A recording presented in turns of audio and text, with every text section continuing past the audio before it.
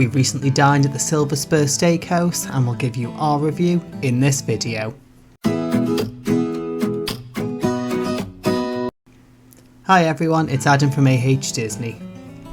Situated in the Disneyland Paris park, over in the stunning Frontierland, this large and reasonably popular restaurant serves what I would call US Western style food, i.e. grilled meats.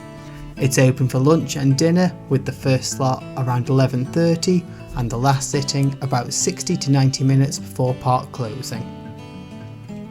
Let's talk theming. Disney describes this as a Western style gentleman's club where prime cuts are grilled to perfection.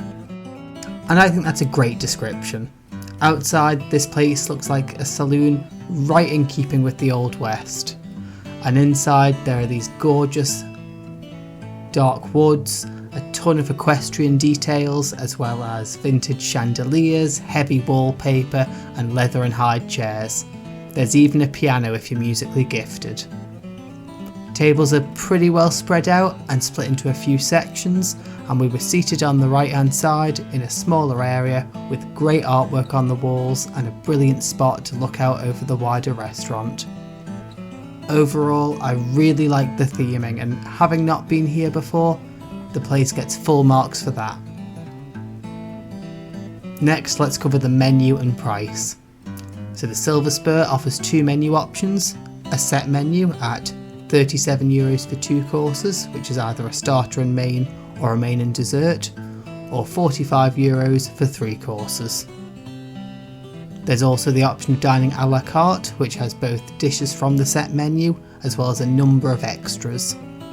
Soft drinks, wines and beers are all extra, and there's no optional supplement to add a glass of wine to each course like in some other restaurants. That said, you can buy wine by the glass if you want to. And this restaurant is on the dining plan. We have a separate video on what the dining plan is and how to get the maximum value, which we'll leave a link to in the description at the end. Let's dive into the food. One of us went for the set menu and the other a la carte. And from the set menu I went for the Caesar salad. Now this wasn't the best Caesar salad I've ever had.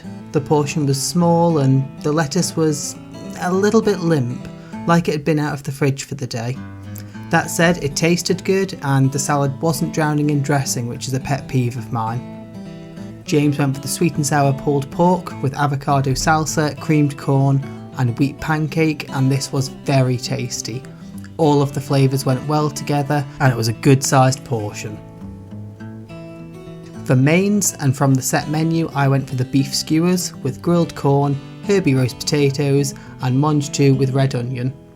This was okay, but not amazing. The corn on the cob was very overdone and the beef was extremely tough despite being pretty rare.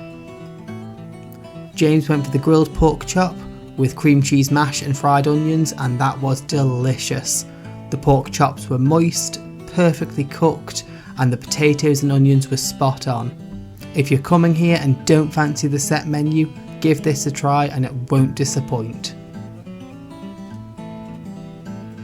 And to round off, dessert. From the set menu, I went for the Cowboy Treat Sundae, which is a vanilla sundae with crunchy brownie and caramel sauce. This for me was the star of the set menu show. I have a pretty sweet tooth and this thing was big. Tons of ice cream, loads of brownie pieces, and although I made a good dent in it, I couldn't finish it. James went for the Woody's Sweet Sensation, described as a popcorn flavoured cream puff, so think a choux bun filled with a rich popcorn flavoured cream. This was delicious and a much lighter bite than the pint of ice cream sundae.